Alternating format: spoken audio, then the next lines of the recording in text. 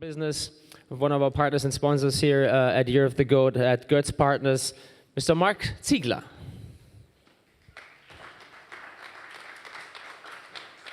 Thank you. Good morning, everybody. My name is Marc Ziegler, and I'm head of digital business at goetzpartners, one of Germany's leading strategy, M&A, and transformation advisors. Actually, it was planned to hold this speech together with my colleague, Markus Worps, who unfortunately caught a flu yesterday, so I have the pleasure on my own to talk to you on data-driven business models. Don't worry, I don't want to bore you with facts on big data, numbers, etc. And I also don't want to talk about shortcomings of companies, how they don't exploit their current data assets. I would like to focus my speech on success stories and introduce you to companies who masterly play their data piano. There are dozens of use cases out there that underline the power of data analytics for today's businesses, both in B2C and B2B. On the B2C side, I would like to focus my speech on the realm of customer experience, and on the B2B side, I would like to focus on the power of IoT or Internet of Things driven business opportunities. Let's kick off with the Internet of Things. Before we talk in specific about business opportunities arising from the Internet of Things, I would like to share my definition of Internet of Things with you. Basically, there are two perspectives. One is the technological view on Internet of Things, which says the Internet of Things is the interconnection of physical smart objects with embedded sensors and software and connectivity, allowing them to transfer data. And from the business point of view, value arises from the exploitation of data through advanced analytics and automation decision recommendations, or alternatively, immediate actions on hardware level.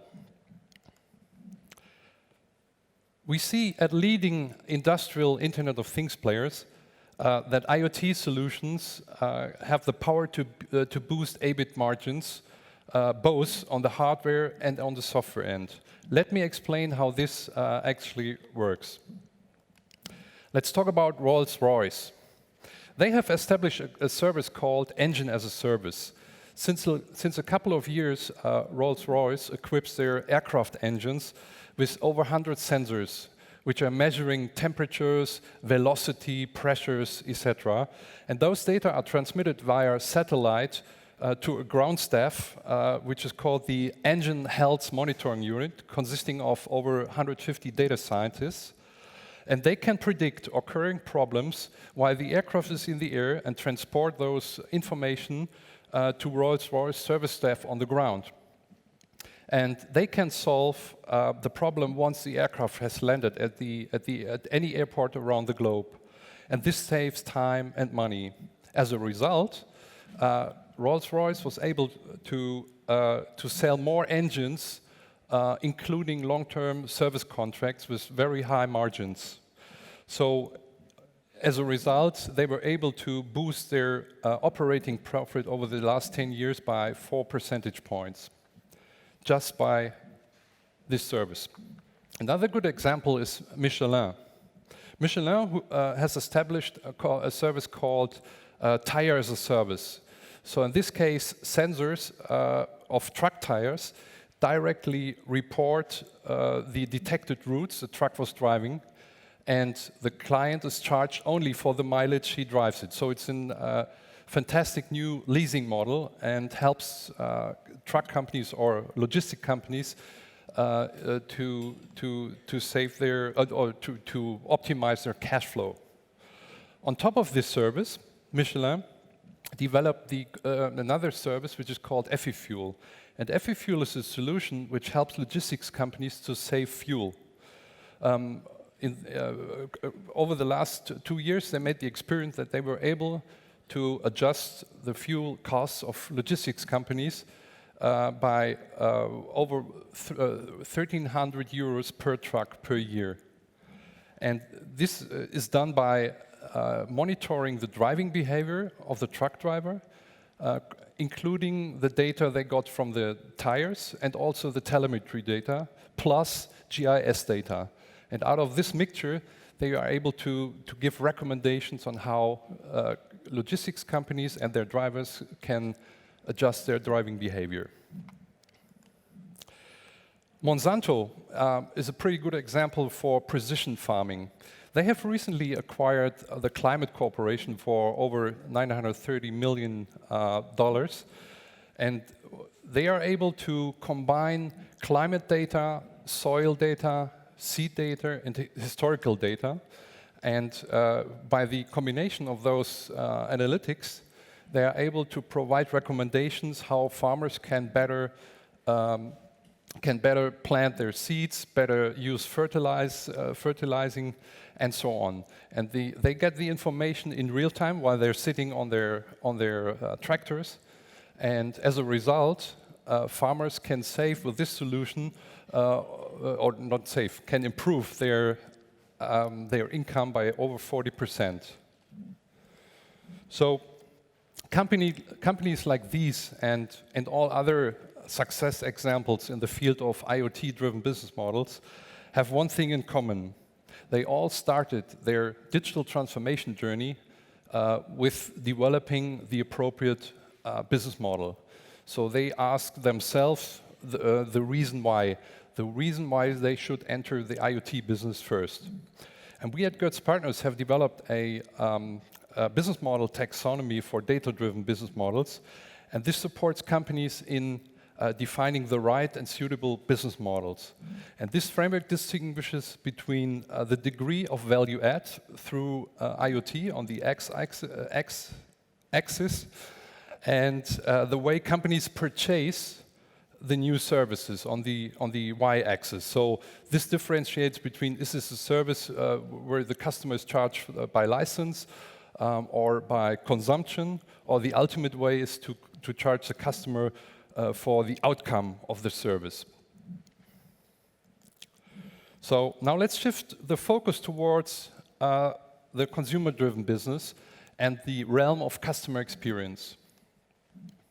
In a nutshell, customer experience is all about fascinating customers and establishing an emotional bond along the customer journey.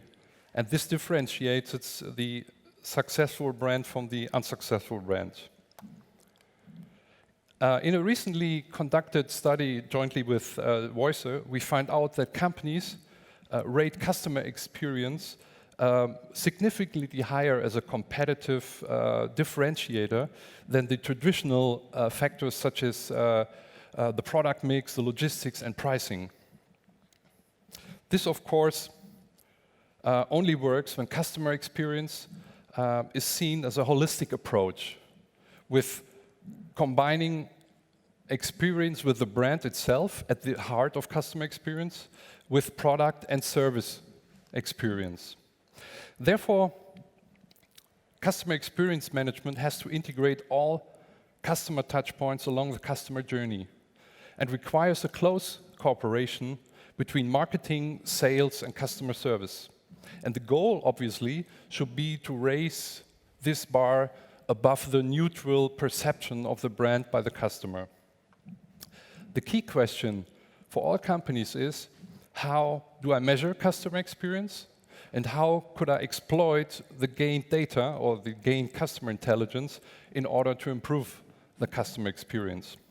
And the answer is, as always, there is no magic formula valid for every company out there. But our lessons learned from our client relationship is that delivering a great customer experience requires plenty of the right stuff, providing the right message to the right person at the right place. And most fundamental requirements or measuring requirements are four things, which is the perceived quality, so the overall perception of the company. It's loyalty, so would a customer recommend the brand to others?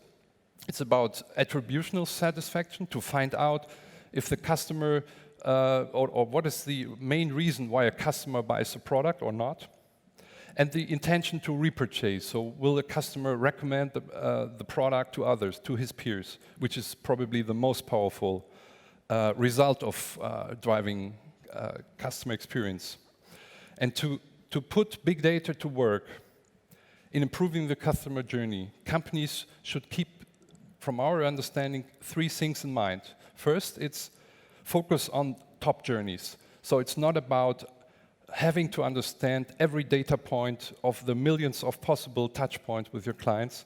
There are usually 3 to 5 main or top customer experience journeys or customer experience touch points you have to consider. Second learning is that don't wait for the perfect. So many companies are hesitating to implement customer experience management because they think they don't have enough data or the right data. And the truth is that roll up your sleeves and start working on the customer experience. And the third learning is that the focus on journey analytics, not on reporting. So many companies look into the back mirror and see what happens in the past and drive reports out of that. It is much more important and of greater value to analyze the data and pinpoint cause and effect of action or not action. So there are also 2 examples who show companies who improved the customer experience pretty well. One example is Walmart, and they have established a new developed a new search engine, and which is called Polaris. And this was built within 10 months with the internal Walmart lab. And Polaris uses public data, proprietary data, and social data to identify interesting relationships between their customers or potential customers. And this, for example, enables Walmart to make suggestions on personal birthday present, for example, and they derive this data from statements from the one who gets the birthday present within various social media channels.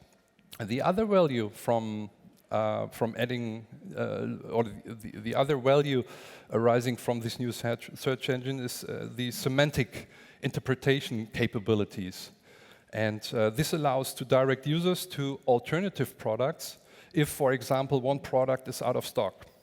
And overall, Walmart reported an increased likelihood that a customer will really complete the transaction by 10 to 15%. And finally, a last best practice example is XO communication. And they combine sales, CRM, customer care, and external data to predict a so-called churn score. So they identify potential churners and derive immediate action in order to prevent people from churning. And they have 2 models. One is the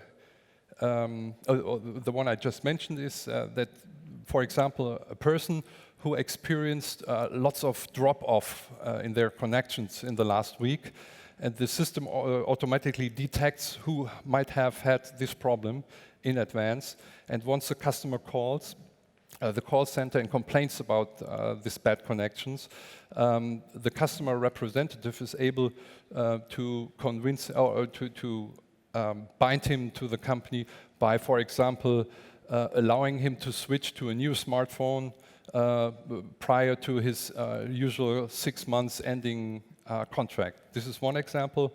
Or another example from XO communication is they are able to detect which kind of usage patterns individuals have in their relationship to the company. For example, let's say a woman usually uses during her way to the work and from the work back heavy or broadband intense media content.